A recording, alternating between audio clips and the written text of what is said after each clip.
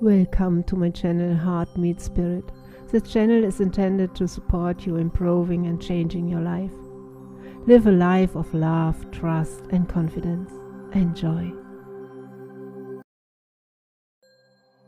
The first one was that they all believed and accepted that there was an intelligence that lived within them that was giving them life. And these people you interviewed who had injuries that overcame them? No. These are people with cancer, MS, lupus, Gotcha. Parkinson's disease. Who got better? Yeah, just spontaneously. It's called a spontaneous remission. So they believed there was an intelligence. There was some invisible life force they were connected to, that they felt like they had lost their connection to. They became separate and disconnected from. And that when they got the diagnosis, they woke up and said, man, I got to connect again, and I got to connect to my essence. And so they developed a relationship with it. Just like you develop a relationship with anybody. It takes time, you got to be present, you got to connect, you got to experience. You got to be present. All of these things are important elements. So that was the first thing. The second thing was that they realized that it was the mismanagement of their emotions and the hormones of stress that really began to create their condition. Now, stress is when your brain and body are knocked out of balance. Stress is when your body's knocked out of homeostasis. We have an innate mechanism in our body that returns us back to order. So then if someone cuts you off on the LA freeway, you have an emotional reaction, but 15 minutes later you're back to driving and you're over it, right? That's all organisms in nature can tolerate short-term stress. But when it's all day long, all week, all year. Yeah, so if you're reacting to, like if Tyrannosaurus Rex is chasing you, you have to make a decision. Am I going to use 20% of my energy or am I going to use 100%? So it turns out when you're reacting to traffic... 200%. Oh, right, or if you're reacting to your coworker sitting in the cubicle next to you, right. You're turning on that response, and what was once very adaptive becomes very maladaptive, because when you turn on the stress response and you can't turn it off, now you're headed for disease, because nobody can live in emergency mode for that extended period of time. Well, human beings, we can turn on the stress response just by thought alone. You can think about your problems, and you're producing the same biological effects. So those chemicals give the brain and body a rush of energy. And people become addicted to that rush of energy. So now they use the problems and conditions in their life to reaffirm their addiction to that emotion. They need the bad job. They need the poor relationship. So that means they become addicted to the life that they don't even like. Right? Why do we need the bad job or bad relationship and stay stuck in those? Because it's a conditioned response. So listen, if you get angry at a coworker and all of a sudden you get an arousal in your brain and body, right? You get a rush of energy. When you start noticing that your body starts dropping, your brain starts noticing your energy starts dropping, you're automatically going to have the image of the coworker in order to what? Give your body the next jolt, jolt, right? So all of a sudden people become addicted to their own thoughts, right? So these people realize that, oh my God, I've been mismanaging my attention and energy, and I gotta get beyond my past. I gotta get beyond these emotions. I gotta make some big changes. I gotta break the habit of being myself. I gotta stop being this person. Now, that sounds really good theoretically and philosophically, but change is such a hard thing, really hard. Right? Because the moment you come back to your senses and you step back into your life and you see that person, or you go to that place, or you're with that experience, so many people are unconsciously reacting in their thoughts and feelings to everything in their environment. So now their environment is controlling how they think and feel. So they realize that in order to change, you got to change the environment. They got to be greater than their environment, greater than the conditions in the world, greater than the circumstances. Be mindful of that every time it comes conscious. Up. To be okay, I'm going to think differently. Right. I'm not going to react this way. I'm not going to go back. I'm not going to go back, because the moment you start reacting emotionally, emotions are a record of the past. And if those emotions are driving your thoughts, you're thinking in the past. And if you can't think greater than how you feel, and you believe your thoughts have something to do with your destiny, you're creating more of your past, right? So it turns out that the repetition of thinking and feeling and feeling and thinking, these loops that people get caught in, condition their body to subconsciously become the mind of that emotion. Which means now their body, as their unconscious mind, is believing they're living in the same past experience 24 hours a day, 7 days a week, 365 days a year. What's the relevance behind that? Well, the latest research on genes says genes don't create disease. It's the environment that signals the gene that creates disease. The emotional environment or the physical environment? Your environment, any environmental reaction. But if you're reacting emotionally to your environment the same way, you're signaling the same gene in the same way, and now you're headed for a genetic destiny. So the hormones of stress push the genetic buttons that create disease. If you can turn on the stress response just by thought alone, your thoughts could make you sick.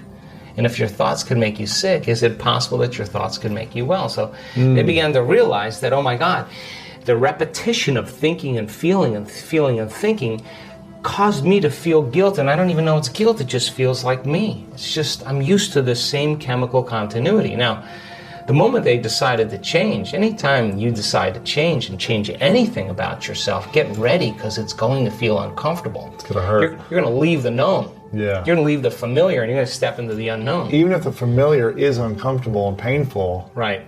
It's still going to be painful leaving the pain. Right, because some people are super happy being unhappy. Right. So then they would rather cling to their suffering than take a chance in possibility. So these people said, I really have nothing to lose, right? So then they said, I'm willing to be uncomfortable and be in the unknown. And it turns out that's the perfect place to create from. So when the body is conditioned to become the mind, then to change is to be greater than the body. Right? Because, how do we become greater than the body? Well, that's a whole nother conversation. But let me finish this, okay? So the third thing they said was, okay, so now that I know that I got to break the habit of being myself and I can't mismanage my thoughts and feelings, I got to change how I act, I got to watch how I speak, I got to become conscious of how unconscious I am, because 95% of who we are by the time we're 35 years old is a set of memorized behaviors, like a computer program, emotional reactions, unconscious beliefs and perceptions. So the first step to change is to become conscious of how you think, to notice how you act, to pay attention to how you feel.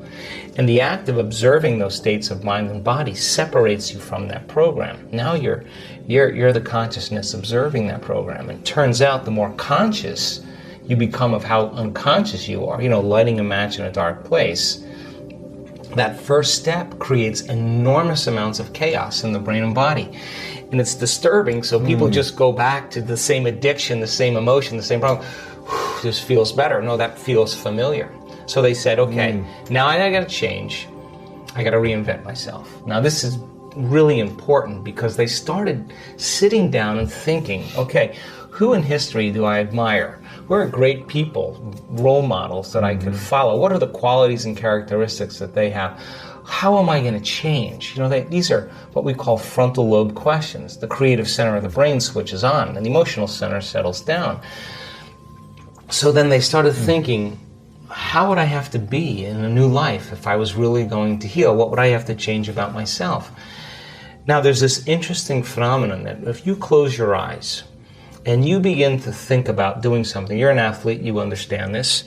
If you're a background in football and you are running a pattern or you are doing something, you would rehearse it in your mind. Yeah. Turns out that the act of mentally rehearsing something when you're truly present, your brain does not know the difference between what's going on out there and what's going on in here. In fact, your brain will begin to look like you've been doing it for the last 5 days and you've never run the course.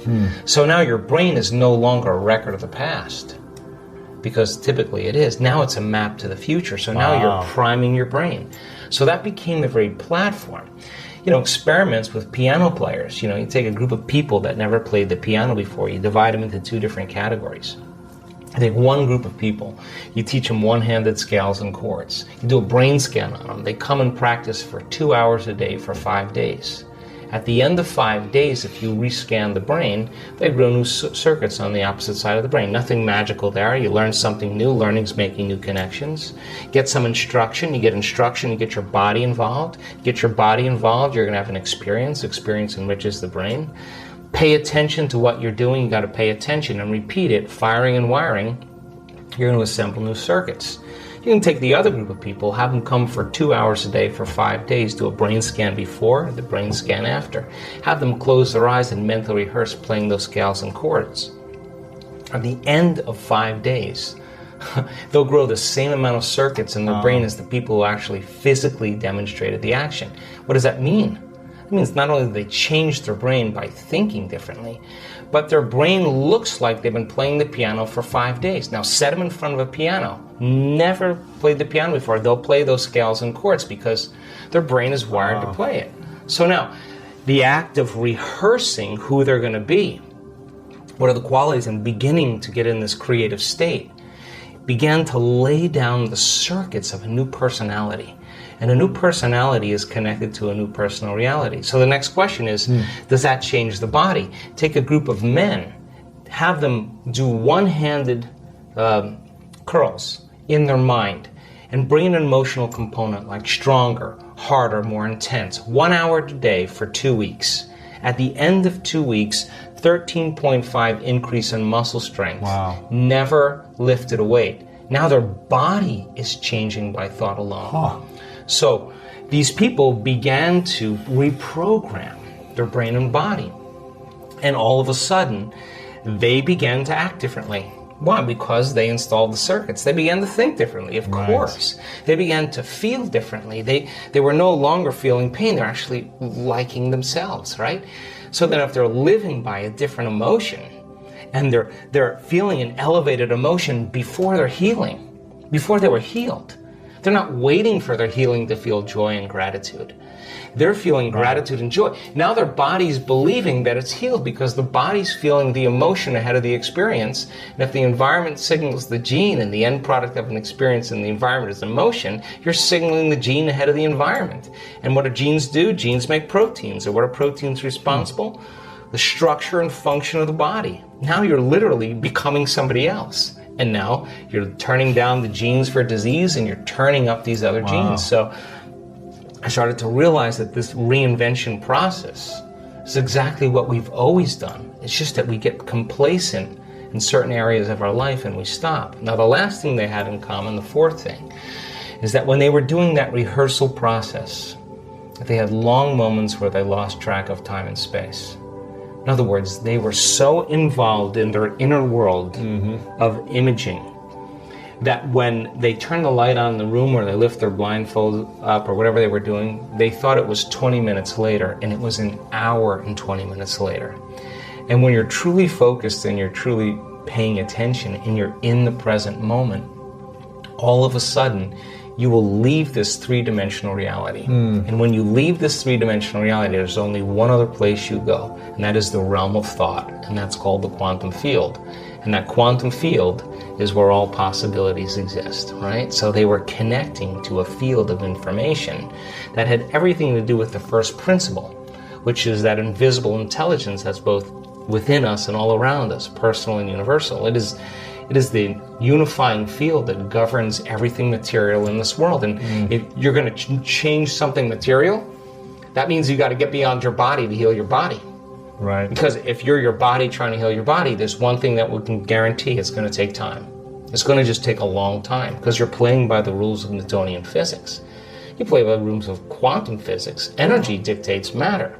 So when you're truly in the field and you're making changes there, then the downward cascade, neurologically, biologically, chemically, hormonally, genetically, is the side effect of what's happening in the field. It accelerates. It accelerates it, exactly. So you do it in less time because you're more connected to a realm that doesn't play by time.